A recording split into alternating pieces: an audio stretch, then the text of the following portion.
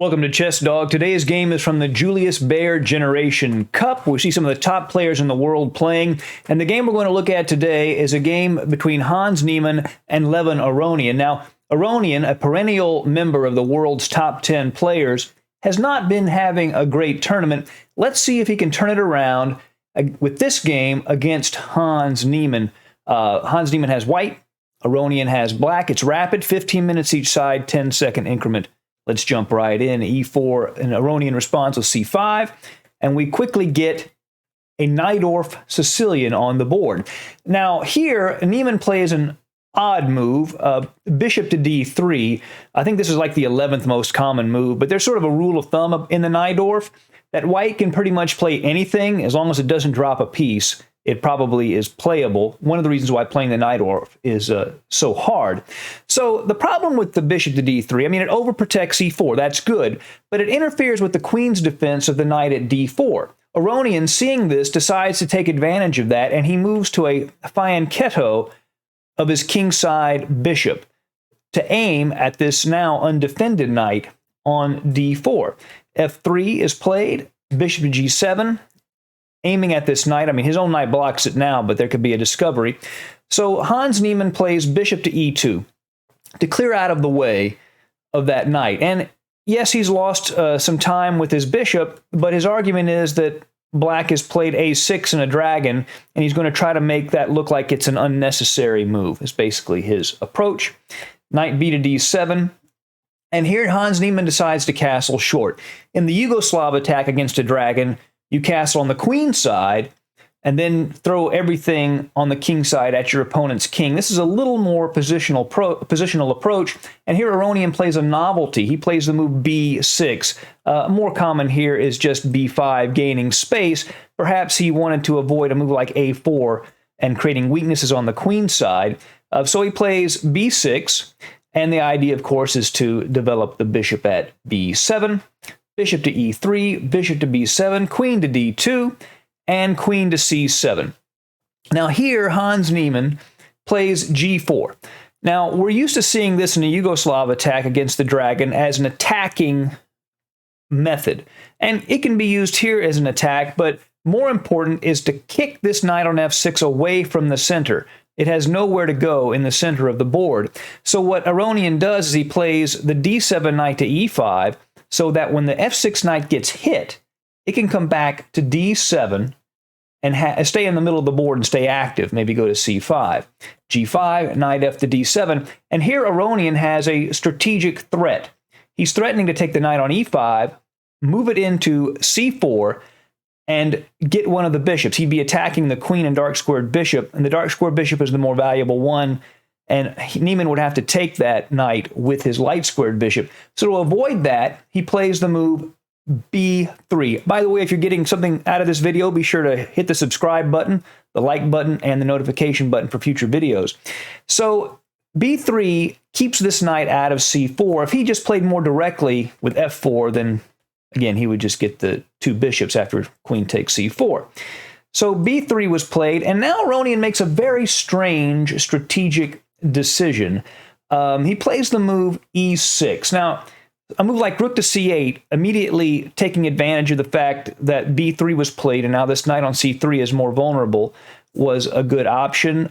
He could just castle, but then f4, and white's a little bit better with some potential attacking pressure on the king side.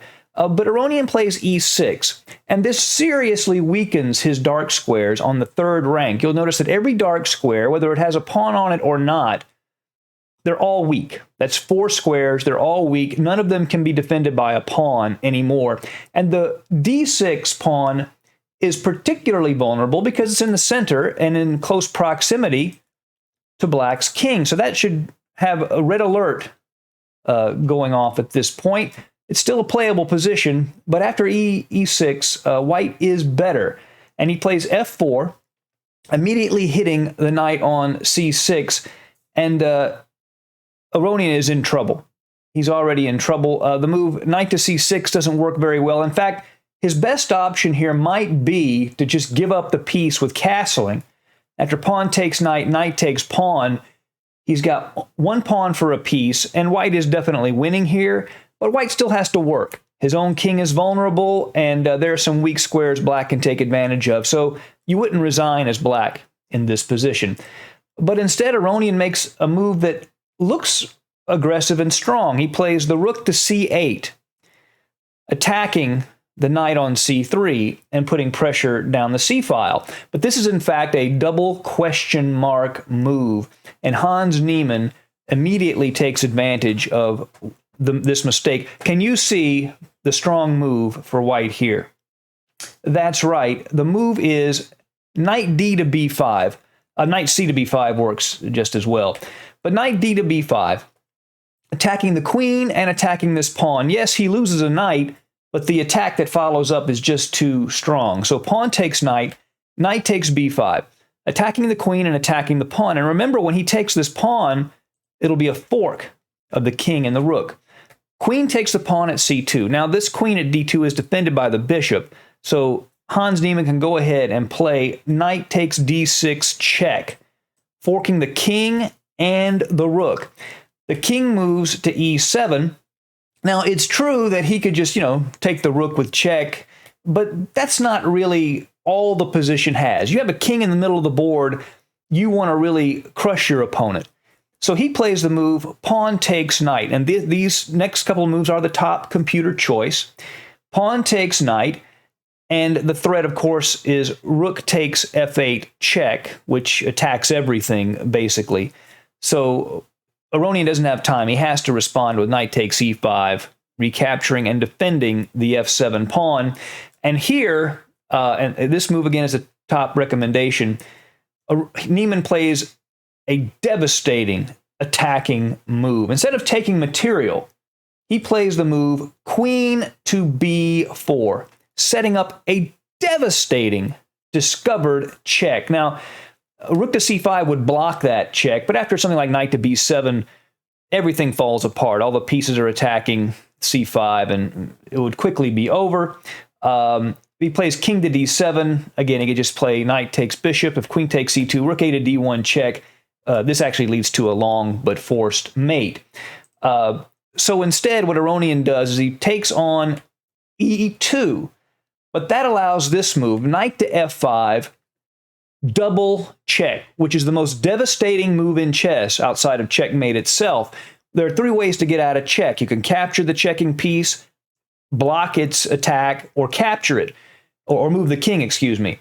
But here only one option is available. You can't capture the checking piece or block its line of attack because there are two of them, the queen and the knight. And in this position, Aronian resigned because it is a forced mate. The king has to move.